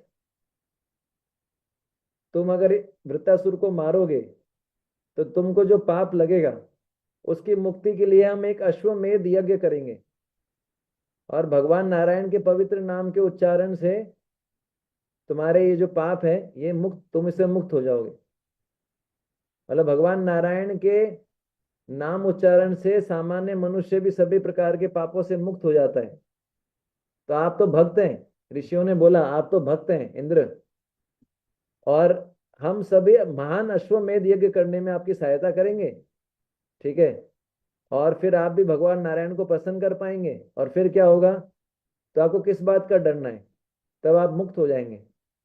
ठीक है ना? भले ही आपने संपूर्ण ब्रह्मांड के ब्राह्मणों सहित संपूर्ण ब्रह्मांड की हत्या कर दी हो फिर भी कोई दिक्कत नहीं। ठीक है ना? तो ऐसा ही किया इंद्र ने। इंद्र ने क्या किया? ऋषियों की बात मानते हुए वृत्तासुर का वध किया था। लेकिन कहानी में ट्विस्ट है। ट्विस्ट क्या है पता है आपको? अब देखिए, अजामिल जो था, अजामिल ना तो भगवान के नाम की महिमा जानता था, ना उसने भगवान नारायण को पुकारने के लिए नारायण बोला था, परंतु फिर भी वह सारे पापों से मुक्त हो गया। दूसरी तरफ इंद्र जो थे भगवान नारायण की पवित्र शक्ति को जानते थे, लेकिन जब उन्होंने वृत्तासुर की हत्या की उनको उनको ब्राह्मण हत्या का घोर कष्ट उठाना पड़ा। ये तो कॉन्ट्रडिक्शन हो गया। दोनों ने भगवान को प्रसन्न करने के दोनों ने नाम ली। एक ने अश्वमेध यज्ञ किया, है ना, और ऋषियों के कहने पे वध किया चित्रकेतु उसका, वृत्तासुर का। और एक ने जो है भगवान का नाम लिया अपने पुत्र के लिए, पुत्र का नाम लिया। ठीक है ना? पर एक को जो है मुक्ति मिल गई यमदूतों से और एक को जो है घोर ब्राह्मण हत्या का पाप लगा। ये तो बड़ा कॉन्ट्रडिक्शन है। ठीक है ना? तो भगवान का जो नाम होता है उसमें पाप मिटाने की विशेष क्षमता है। पर अगर कोई व्यक्ति भगवान के नाम के बल पर पाप करता है तो नाम उसके पाप को नहीं मिटाता। ये जानते हुए पाप करना कि मैं तो भगवान का नाम जब कर रहा हूं मुझे क्या फर्क पड़ेगा, ये जानते हुए गलत हरकत करना कि मैं तो भगवान का नाम जपता हूं, वेरी वेरी डेंजरस। तो इंद्र को ये पता था कि वृत्तासुर एक वैष्णव है, वो जानता था भगवान की नाम की महिमा। और ऋषियों ने उनको क्या बोला? अजामिल से कोई अपराध नहीं हुआ, पर क्योंकि अजामिल नाम की महिमा नहीं जानता था, अजामिल ने नाम के बल पे अपराध नहीं किया था, पर इंद्र के द्वारा ये हो गया था। क्यों?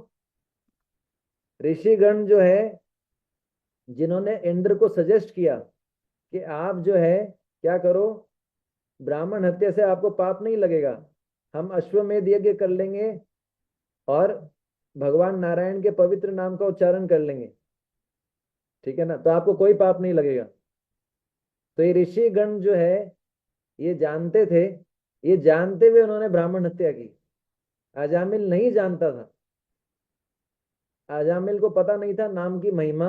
अजामिल ने अननोइंगली नाम लिया, अपने पुत्र का नाम लिया। पर अजामिल के केस में नाम के बल पे अपराध नहीं हुआ, पर इंद्र के केस में नाम के बल पे अपराध हो गया। इसलिए इंद्र को क्या हुआ, ब्राह्मण हत्या का घोर कष्ट उठाना पड़ा।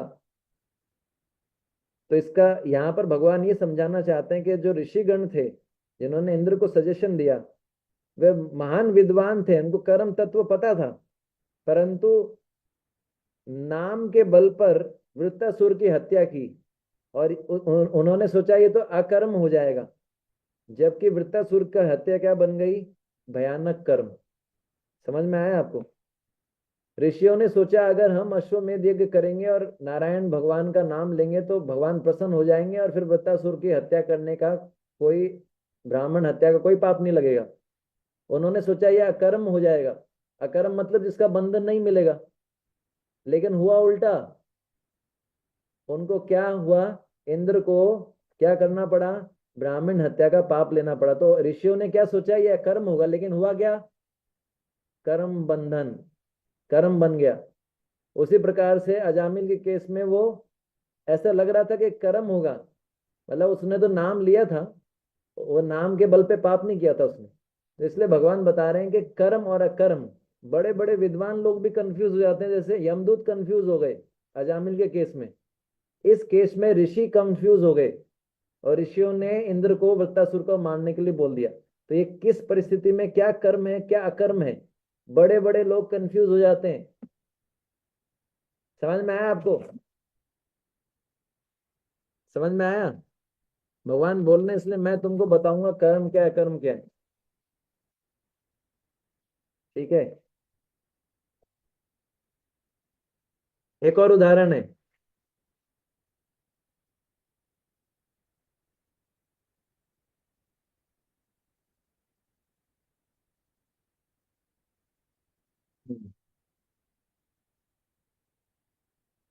नॉट तो ऐसे बसता है जैसे इतना फास्ट बसता है। तो एक ब्राह्मण था, उसके घर के सामने एक वैश्या रहती थी। तो ब्राह्मण जो था हमेशा शास्त्र पढ़ता रहता था, ठीक है ना, अपने ब्राह्मण उचित कार्यों में लगा रहता था। पर चिंतन क्या करता था, ये सोचता था मैं तो अत्यंत पवित्र हूँ, मैं हमेशा शास्त्रों का अध्ययन करता हूँ, और ये वैश्या इतनी पापिन है, ये हमेशा व्यभिचार में लगी रहती है, ठीक है ना। और वैश्या क्या सोचती थी कि ब्राह्मण कितना पवित्र है, पर मैं तो इतने पाप कर्मों में लिप्त हूँ। और ये ब्राह्मण शास्त्रों का अध्ययन कर, तो जो ब्राह्मण था वो शास्त्रों का अध्ययन भी करता था लेकिन चिंतन नहीं करता था। चिंतन किसका करता था, वैश्या के कर्म का। वैश्या व्यभिचार के कर्म में लगी हुई थी, लेकिन चिंतन किसका करती थी, ब्राह्मण के कर्म का, है ना। इसका परिणाम क्या हुआ, एक बार उस एरिया में आग लग गई, दोनों मर गए। तो ब्राह्मण के पास कौन आए, यमदूत, है ना।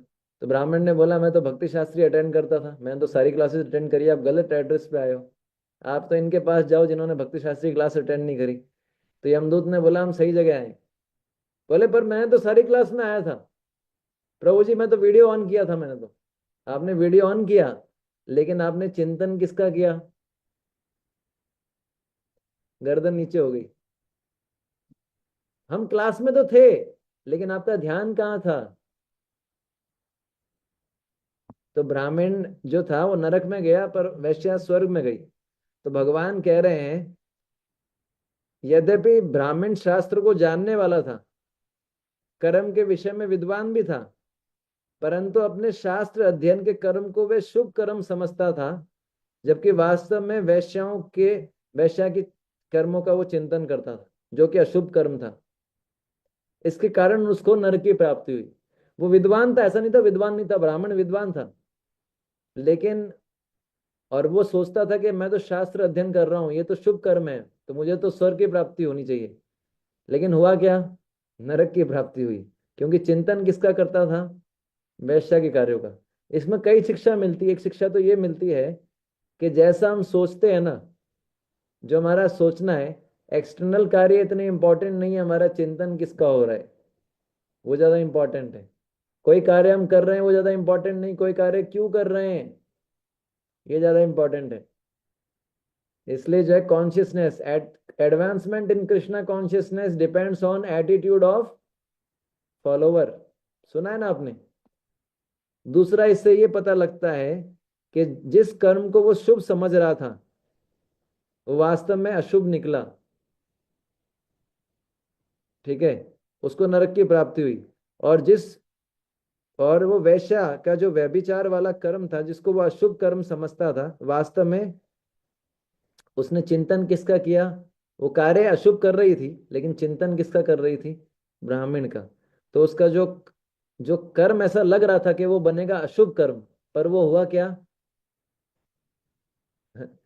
समझ पा रहे हैं।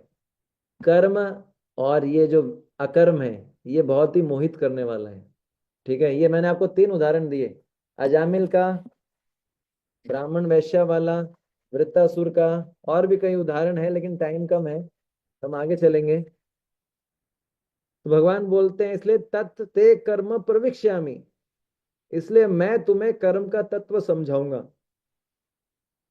भगवान बोल रहे हैं कि इतना इतना ये ऐसी चीज है जिसको तुम समझ नहीं पाओगे, इसलिए मैं तुमको समझाऊंगा। क्योंकि बुद्धिमान व्यक्ति भी मोहग्रस्त हो जाते हैं, इसलिए मैं तुमको समझाऊंगा,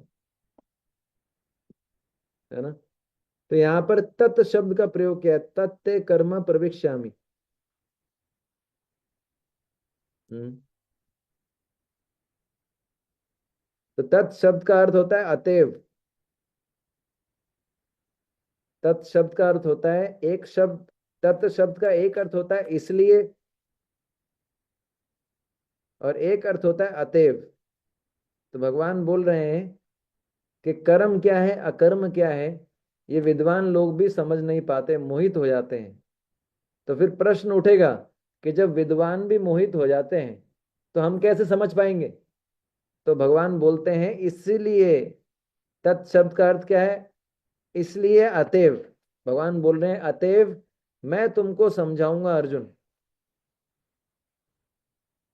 ठीक है ना, मैं तुमको समझाऊंगा। अब प्रश्न ये उठता है कि कृष्ण के अलावा कोई और व्यक्ति नहीं था जो अर्जुन को समझा सकता था, जो कृष्ण की परंपरा में आ रहा हो, ऐसा कोई और व्यक्ति नहीं था जो अर्जुन को समझा सकता था कर्म तत्व के बारे में। क्या अर्जुन को भगवान कृष्ण के अलावा कोई और व्यक्ति नहीं था जो समझा सकता था कर्म तत्व के बारे में जो उनकी परंपरा में आ रहा हो। इसका उत्तर क्या है, हाँ या ना, क्या लगता है आपको, समझ में आ रहा है आपको। क्या लगता है कोई और व्यक्ति हो सकता था जो समझा सकता था। नहीं या हाँ, समझ में आ रहा है, नहीं आ रहा है, हाँ नहीं, हाँ हाँ नहीं, हाँ है ही नहीं।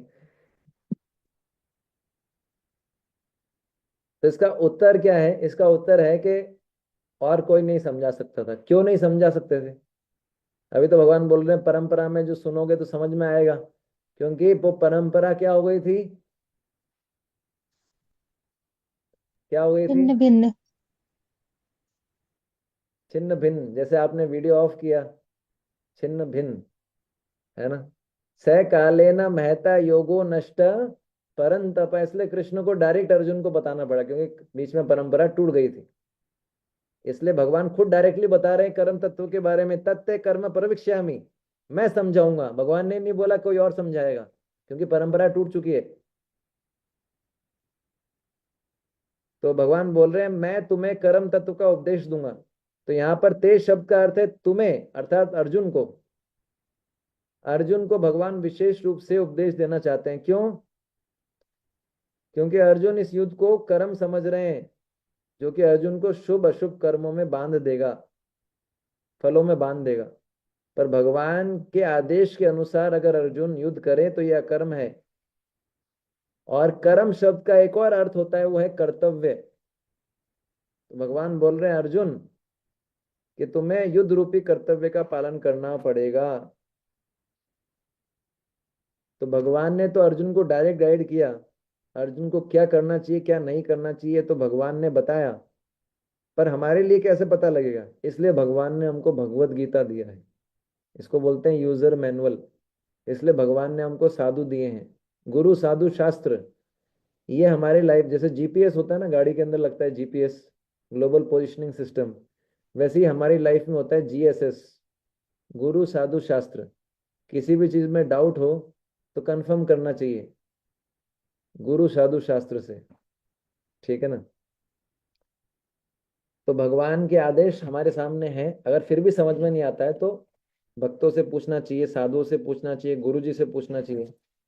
और भगवान के आदेश क्लियर हैं, भगवान ने कई आदेश दिए, मन मना भव मद भक्तो मध्याजी माम नमस्कुरु। भगवान बोलते हैं मेरे ज्ञान का प्रचार करो, साफ साफ आदेश है भगवान के, ठीक है ना। पृथ्वी ते नगर आदि सर्वत्र प्रचार होए बे मोरा नाम, भगवान का आदेश है प्रचार करो, तो ये हमको करना चाहिए। यत ज्ञातवा मोक्ष से अशुभात, जिसको जानकर तुम इस अशुभ संसार से मुक्त हो जाओगे। तो भगवान बोल रहे हैं अशुभात, अशुभात के दो अर्थ होते हैं, एक होता है अपवित्र, एक होता है दुर्भाग्य। अशुभ शब्द के दो अर्थ होते हैं, एक होता है अपवित्र, एक होता है दुर्भाग्य।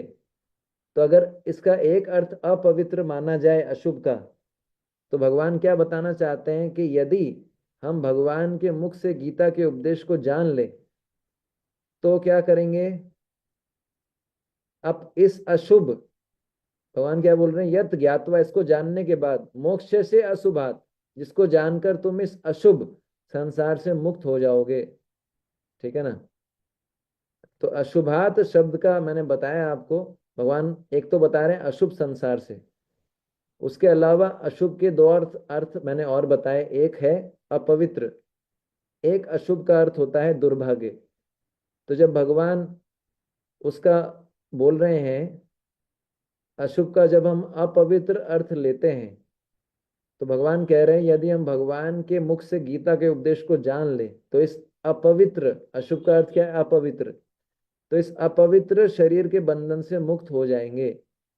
ये भौतिक शरीर एक बंधन है, इसमें गंदगी भरी हुई है शरीर में, है ना। इस शरीर में क्या है, खून है, हड्डी है, मल मूत्र है, मांस है, ये सभी अपवित्र पदार्थ हैं। जैसे बताया गया जो मल का कीड़ा होता है मल में पैदा होता है, मल में ही रहता है, उसको बिल्कुल गंदगी नहीं लगती। उसी प्रकार हमको आदत हो जाती है, शरीर से आसक्त हो जाते हैं हम, इस शरीर में गंदगी गंदगी है, हमको ये शरीर बहुत अच्छा लगता है, पर शरीर के हर हर हिस्से से गंदगी निकलती है, ठीक है ना। जिस समय हम कृष्ण भावना भावित हो जाते हैं उस समय जो है भौतिक शरीर के हमको अपवित्र लगना शुरू होता है। जितना हम कृष्ण भावना भावित होंगे उसको उतना ही हमको ये शरीर अपवित्र लगेगा, ठीक है ना। तो भगवान बोल रहे हैं यदि आप मेरी गीता की शिक्षाओं को समझ लोगे तो जीवन के अंत में ऐसा आध्यात्मिक शरीर प्राप्त होगा जिससे किसी प्रकार की अपवित्रता नहीं है। अभी शरीर में अपवित्रता है, इसलिए एक अर्थ है अशुभ का अपवित्र।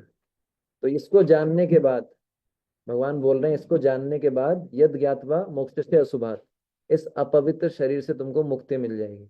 और इसका दूसरा अर्थ क्या है कि अशुभ का दूसरा अर्थ है दुर्भाग्य। तो भगवान कह रहे हैं यदि हम भगवान कृष्ण के मुख से गीता की शिक्षाओं को समझ लें तो इस दुर्भाग्यपूर्ण संसार से हम मुक्त होकर सौभाग्यपूर्ण वैकुंठ में चले जाएंगे। इस संसार में हम जितने भी प्रयास करते हैं उन सब का परिणाम सदैव उल्टा होता है, इसलिए इसको दुर्भाग्यशाली बोला गया है, और वैकुंठ जगत को सौभाग्यशाली बताया गया है। क्योंकि जो इच्छा करता है जीव, वैकुंठ में सारी इच्छाएं पूरी होती है, पर इस संसार में ऐसा होता है जो हम इच्छा करते हैं हर पूरी होती है, उल्टा भी हो जाता है कई बार, इसलिए इसको दुर्भाग्यशाली बताया गया है। तो यहाँ पर यत ज्ञातवा मोक्ष से अशुभात, तो भगवान बोल रहे हैं जिसको जानकर तुम इस अशुभ संसार से मुक्त हो जाओगे, एक अर्थ इसका ये है जिसको जान के तुम इस अपवित्र शरीर से मुक्त हो जाओगे। दूसरा अर्थ इसका ये है जिसको जानकर तुम इस दुर्भाग्यशाली संसार से मुक्त हो जाओगे, तीसरा अर्थ इसका ये है। ठीक है, बहुत बहुत धन्यवाद। हरे कृष्णा हरे कृष्णा, कृष्णा कृष्णा हरे हरे, हरे राम राम राम हरे हरे। जगत गुरु शिला प्रभुपाद की जय। वांछा कल्पतरुभ्यश्च कृपा सिन्धुभ्यश्च पतितानां पावनेभ्यो वैष्णवेभ्यो। तो मेरी तरफ से आज का जो है, हमने 9:15 हो चुका है, 3 श्लोक हो गए हमारे आज।